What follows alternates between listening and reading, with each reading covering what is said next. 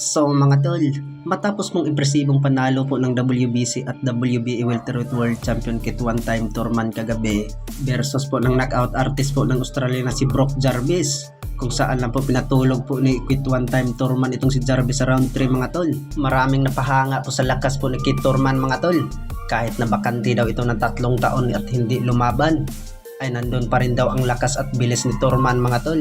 Pagkatapos dyan mga tol, ay hinamon po ni Kit Turman mga tol ang pambato po ng Golden Boy promotion ng knockout artist na si Ryan Garcia. Ay gusto daw labanan ni Turman itong si Ryan Garcia mga tol. Bigyan daw ni Kit Turman mga tol na magandang laban itong si Ryan Garcia. At dagdag pa po ni Kit Turman ay gusto din niyang labanan itong si Tim Hsu. Kahit sino daw mga tol ay labanan daw niya.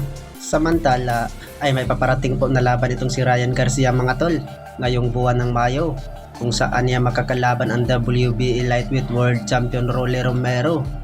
Dahil po ay nakatakda na po ngayong buwan ng Mayo. Sa hindi po nakakaalam mga tol, ngayon lang po yan nabigyan po ng laban itong si Ryan Garcia mula nung naglaban sila ni Devin Haney.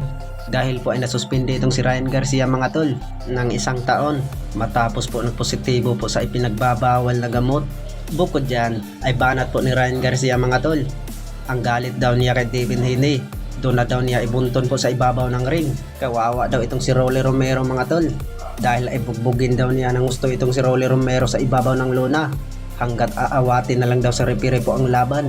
Bukod dyan ay hindi po natin alam mga tol, baka ma-upset itong si Ryan Garcia kay Rolly Romero dahil ay malakas din itong si Rolly Romero mga tol. May sinasabi nga itong si Rolly Romero mga tol na kaya daw niyang patulogin itong si Ryan Garcia.